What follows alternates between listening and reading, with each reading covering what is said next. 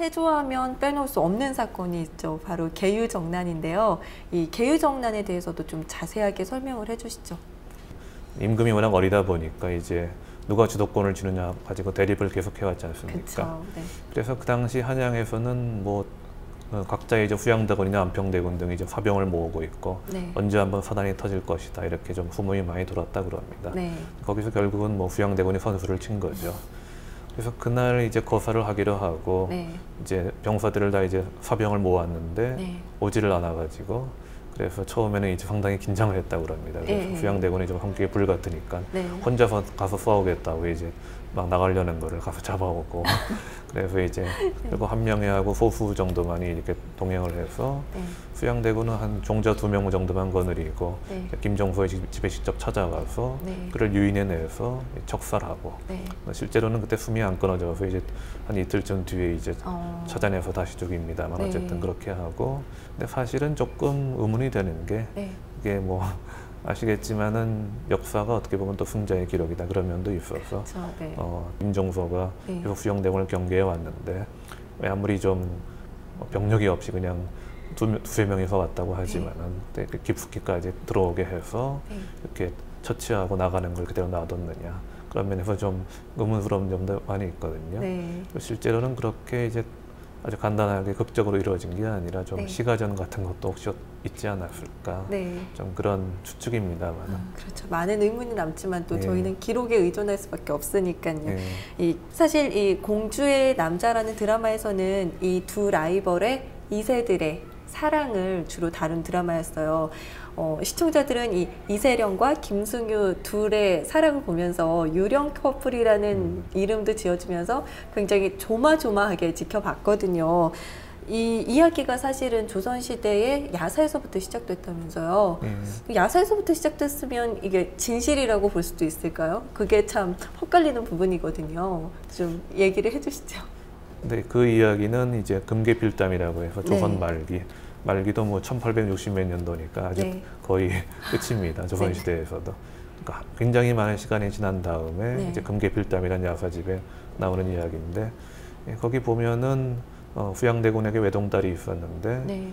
김종서를 죽이면 안 된다고 반대를 했다고 그러죠. 그러니까 딸이 직접. 네, 딸이 네. 이제 후양대군한테 그러니까 후양대군이 화를 내서 네. 여기 넌 내 딸이 아니야 뭐 그러면서 저기 공주 동학사에 이제 일종의 네. 유폐를 시켰다고 그럽니다. 그랬다고. 근데 나중에 이제 계유정난이 나고 김종서의 손자가 네. 뭐 드라마에서는 아들입니다만 손자가 실제로는 손자였군요. 손자가 이제 또 동학사 쪽으로 피신을 했다가 두 사람이 만나고 그래서 또 결혼을 하게 되죠. 네. 그래서 나중에 지나서 이제 금계필담에서는 네. 나중에 지나서 세조가 이제 그 절에 와가지고 이제 기도를 하려고 왔다가 네. 이제 딸을 발견하게 되고 네. 그래서 이제 아버지와 함께 이제 궁중으로 돌아가자 그러는데 네. 아니 나는 내 남편을 따라가겠다. 그래서 이제 울산 쪽으로 이렇게 네. 갔다 뭐 그런 내용이 있습니다. 말 그대로 조선시대판 로미오와 줄리엣이네요. 네, 그런 게 있죠. 네. 그리고 이제 선언록이라고 해서 왕실 족보가 있고 또 실록이 있는데 거기는 기록이 다른 네. 공주가 보이질 않습니다. 네.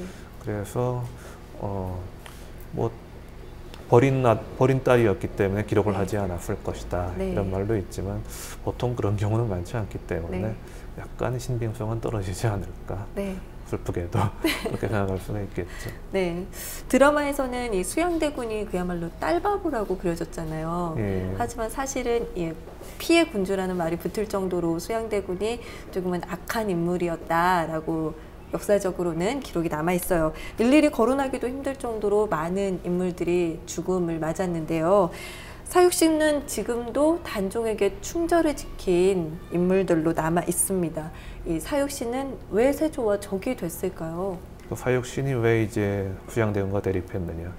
직접적으로 우리가 알 수 있는 것은 후양대군이 이제 계유정난으로 정권을 장악하는데 실권자에 그치는 것이 아니라 결국은 자기 자신이 직접 강제로 말하자면 단종의 등을 떠밀어서 자신이 직접 왕이 오르죠. 네. 이 점을 용납할 수가 없어서 결국 후양대군을 세조를 해치고 그리고 단종을 포기하려는 음모를 꾸미다가 이제 발각된 것이 결국 아시는 사육신 사건이고요. 네. 그냥 세조실록의 기록을 보자면은 이 계유정난까지는 적어도 그 양쪽 사람들이 서로 친했다는 식이 나온 거죠. 그리고 실제로도 송삼문 같은 경우에 보면은 계유정난에 인한 정난공신이라든가 그 자의공신에서 계속 공신에 오릅니다. 그리고 계속 뭐 출세를 하고요. 다른 박팽령이나 그런 사람들도 상당히 대접을 받죠. 그리고 실제로 실록에 보면은 이 사람들이 김종서에 대해서 그 말하자면 김종서 잔당들을 색출해가지고 철저히 처벌해야 된다. 이런 식으로 계속 주장을 하는 걸로 나옵니다. 사육신이요? 예. 화외지 같은 경우에도 이제 김종서하고 많이 좀 대립각을 세워가지고 결국은 그것 때문에 한때 파직됩니다. 그래서 그때 화가 나서 저 김종서가 이제 조정에 있는 이상 다시는 조정에 안 돌아온다. 그렇게 했을 정도로 좀 서로 간의 감정이 별로 좋지 않았던 것 같기도 합니다.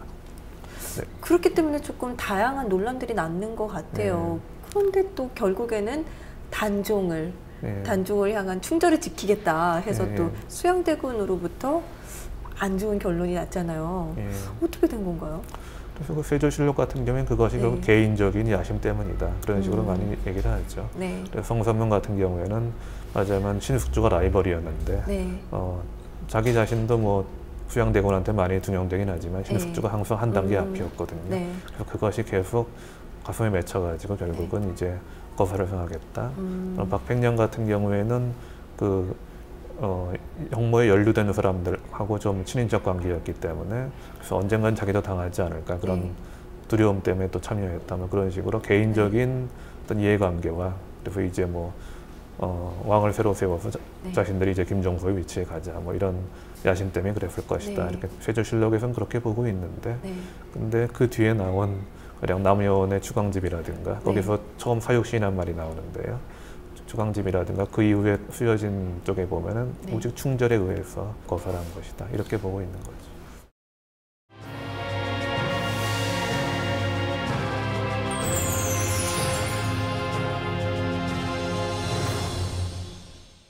이 수양대군의 또 다른 논란이 있어요. 바로 치적의 군주라는 점인데 예를 들자면 단종이 어린 나이에 왕에 오르면서 약해졌던 왕권을 강화하고 또 경국대전 편찬 등 다양한 업적들을 남겼다고 하잖아요. 이 세조가 남긴 업적들은 어떤 것들이 있을까요? 그냥 왕권 강화 방금 말씀하신 부분 같은 데서 의정부 소서제라고 해서 이제 그 상당 부분을 이제 정성들한테 위임하는 방식을 육조직계제라고 해서 이제 본인이 이제 전국을 다 장악할 수 있는 방법을 바꿨죠. 그리고 경국대전이 물론 성종 때 완성됩니다만은 그 세조 때 많이 이제 노력을 해서 집대성을 많이 해놨기 때문에 그걸 바탕으로 이제 성종이 그걸 이룩할 수가 있었고 이거 뭐 스스로 농수를 편천하기도 하면서 농업을 많이 진행을 했고요. 그래서 여러 가지 면에서 종합해 볼 때는 조선 전기에 조선이라는 나라가 이제 틀을 잡고 서야 되는데 세종이 그런 면에서 많이 역할을 했지만 그걸 이어받아서 많이 그것을 계승해 가지고 틀을 확실히 잡을 수 있었다. 세조 덕분에 강력한 왕권을 발휘해서 그렇게 평가할 수는 있습니다. 그런데 세조의 아버지죠. 세종께서 직접 만드신 집현전을 또 세조 때는 폐지했었다고 해요. 그 이유는 또 뭘까요? 세조는 뭐든지 나 혼자서 다 해야 된다. 거기에 대해 반대하는 사람은 없앤다, 누른다, 좀 그런 쪽이었거든요. 그래서 너무 독단적이고 일방적인 면이 있었기 때문에 그 과정에서 집현전이나 그 집현전을 포함한 언론 이런 쪽이 말하자면 계속 왕권에 대해서 제약을 하고 비판을 하고 그러니까 여기 그거를 없애거나 아니면 그냥 축소시켰죠. 결국에 수양대군도 말년에는 그렇게 피해 숙청을 벌인 일을 후회하기도 하고 또 불교에 귀의를 하기도 하고 또 말년에 피부병으로 그렇게 고생을 했다고 해요. 세조의 말년에 대해서도 이야기를 듣고 싶어요. 좀 드라마틱합니다. 실제로도.